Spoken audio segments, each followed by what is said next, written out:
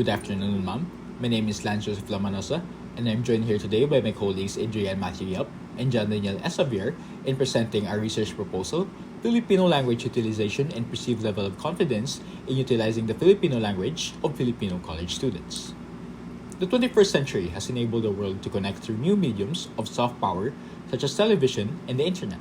English is the most common language of the digital world, and globalization has led to its sudden use in countries where it's seen as necessary. Millions of Filipinos speak English at a certain degree, but it's now rarely used in everyday life. Filipinos are at least bilingual, with some having extended their capabilities to learn another local language. Low literacy rates could assimilate cultural blur, leading to a blurry identity. A survey found out that English language will linguistically assimilate even the most resistant cultures for a very long time to come. Language plays a key role in conveying an individual's cultural identity, and certain influences are used to support culture. Studies have shown a positive correlation between linguistic development and cultural identity. Suggestions suggest a resolution should be taken before a student's cultural identity is negatively affected. Interventions has been made to save indigenous languages within the Philippines, such as word list, to prevent endangerment. The Philippines has a limited sample size, and English has become a widely used language, making it the primary language of the next generation of Filipinos. The current state of the Philippines is divided into groups with varying cultures and dialects, creating limits and strains on students' growing and maturing minds. Existing learning gaps within the population will create opportunity in the study, as related literature did not cover language development, utilization, and identity in a multitude of subgroups. This study examined the level of language, utilization, and confidence in the Filipino language, the sources and cause of language anxiety, and how it affects the Filipino language learning. So generally, our study examined the perception and factors of Filipino language utilization and confidence among college students of West Visayas State University. So specifically, our statement of the problem answers these questions. What is the level of Filipino language utilization of college students?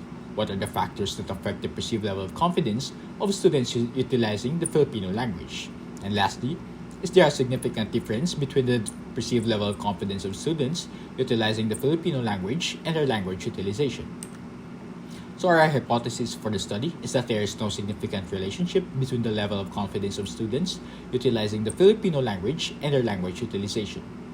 I'm John Daniel Esavier, and we're going to start up with the definition of terms. First is fluency. Fluency is the ability to speak and write a language naturally and fluently, which is measured through verbal and written communication. Language is a methodical way of expressing thoughts or emotions through signs, noises, gestures, or markers used in Filipino communication. Next is Filipino. Filipino is the Philippines' national language, based on Tagalog, and is used as a style or type of language to measure confidence and how it affects daily lives. Next up is methodology. The research design. This study will use a cross-sectional survey research study design to compare perceptions and confidence levels for Filipino language utilization of college students of West Visayas State University. It will use a survey to gather data at one point in time, aligning with the goals of gathering necessary data within a specified period. Next is the respondents of the study. The study aims to improve the perceptions of college students by gathering a random sample from West Visayas State University. Stratified random sampling was used to ensure an equal number of students per section of year, levels 1 to 4, preventing bias in data and results. Next is the research instruments. The researchers will develop a survey to measure Filipino language utilization. The survey will address questions about cultural identity, place of birth, mother tongue, current place of residence, and household languages. Filipino language utilization will be measured through Likert scale with the options of never, seldom, sometimes, often, and always. The respondents will index the 5 most influential factors that have affected their level of confidence in utilizing the Filipino language among 10 choices. Finally, the respondents will be prompted with a scale of 1 to 5 to index their perceived level of confidence in the Filipino language. The instruments to be distributed will be Google Forms, with both the survey and consent letter compiled into a single form. Data will be collected and compiled online with the help of Google Sheets and Word. And necessary data will be obtained using SPSS.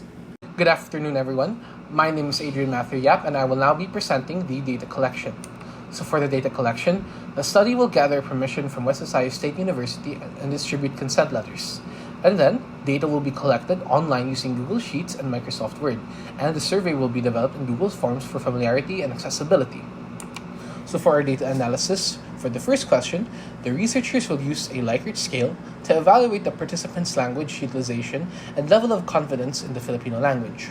The choices given are factors that will allow the researchers to identify the respondents' language utilization in a variety of situations.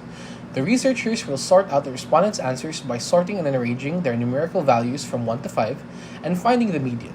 This will enable the researchers to identify and observe the most common answers among the respondents that have similarities or share a mutual understanding.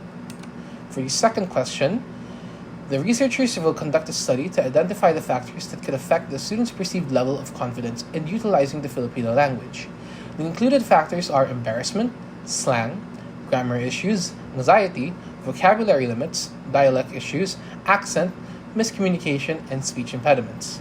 The respondents will be asked to select 5 factors and rank them by their significance and influence. The highest number of responses to a particular number between 1 to 5 will be concluded to be the factor of that number's level of significance and influence. To better understand the factors chosen by the respondents, the researchers will have them expound upon their most significant factor. Through their qualitative explanations, the researchers will be able to further analyze and understand the factor's significance and influence. Lastly, for the third question, the researchers will make use of SPSS to compare the data between a selected option in level of confidence and its corresponding option in language utilization. They will use the Likert scale to identify the term's numerical equivalents, and the respondents will input their language frequency in 9 situations. The median of the question, "How often do you speak Filipino?" will be compared to the numerical data of "How confident are you in the Filipino language?" through a scale between 1 to 5. With the use of Spearman-Rho, a non-parametric test used to measure the strength of association between 2 variables, the researchers will be able to acquire the correlation to which will be compared to the alpha of 0.05. So this concludes our report on our research proposal. Thank you, and once again, good afternoon.